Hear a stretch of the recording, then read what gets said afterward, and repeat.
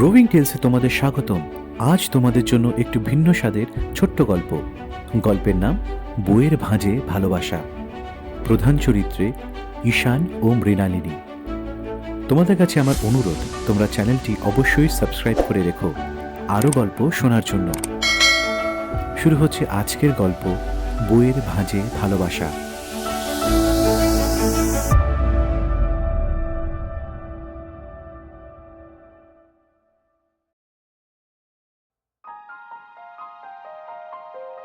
শহরের পুরনো লাইব্রেরিটা প্রায় ফাঁকাই থাকে, তবু প্রতিদিন বিকেলে সেখানে আসি ঈশান।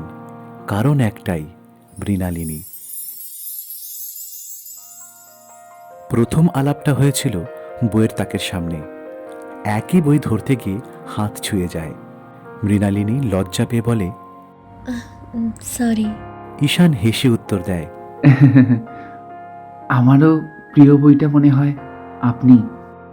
সেই এক লাইনের মধ্যেই কোথা থেকে যেন শুরু হয়ে যায় একটা নীরব ভালোবাসা। তারা প্রতিদিন কথা বলতো না, শুধু পাশের চেয়ারে বসে পড়া, মাঝে মাঝে চোখাচোখি, আর বিদায়ের সময় একটুখানি হাসি। ঈশান জানত মৃণালিনীর জীবনটা সহজ নয়।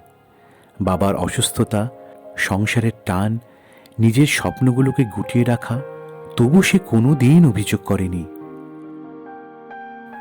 একদিন মৃণালিনী আসা বন্ধ করে দেয়। ঈশান অপেক্ষা করে, একদিন, দুদিন, এক সপ্তাহ।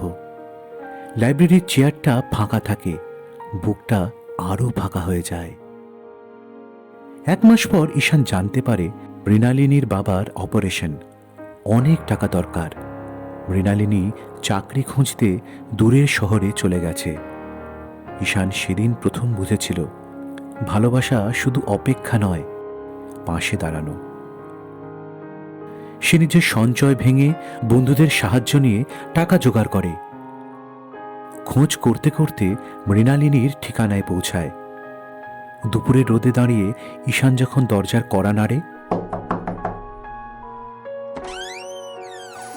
মৃণালিনী দরজা খুলে অবাক হয়ে যায়। চোখ ভিজে ওঠে তার। তুমি এখানে? ঈশান শান্ত গলায় বলে, তুমি একা নও। সব কথা একদিনে শেষ হয় না। কষ্ট, দ্বিধা, অভিমান সব পেরিয়ে যায় ধীরে ধীরে। বাবার অপারেশন হয়, তিনি বেঁচে যান। কয়েক মাস পরে আবার সেই লাইব্রেরি, একই তাক, একই চেয়ার, আবার দুজন পাশাপাশি বসে। মৃণালিনী ফিসফিস করে বলে, তুমি জানো, আমি ভেবেছিলাম সব শেষ। ঈশান মৃদু হেসে বলে, যেখানে ভালোবাসা থাকে সেখানে শেষ হয় না। জানালার বাইরের রোদ পড়ে বইয়ের পাতায়। ঈশান মৃণালিনীর হাত ধরে। কষ্টের শেষে যে শান্ত সুখটা আসে, সেটাই বোধহয় জীবনের সবচেয়ে গভীর ভালোবাসা।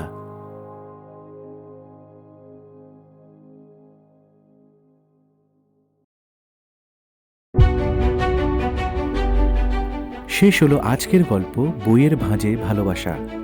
ঈশানের ভূমিকায় সিদ্ধান্ত, মৃণালিনীর ভূমিকায় তপব্রতা, গল্পের সূত্রধার এবং গল্প পাঠে আমি শীর্ষেন্দু। কেমন লাগলো তোমাদের এই গল্প? আমায় অবশ্যই কমেন্টস করে জানাবে। ভালো লাগলে চ্যানেলটি সাবস্ক্রাইব করে রাখবে।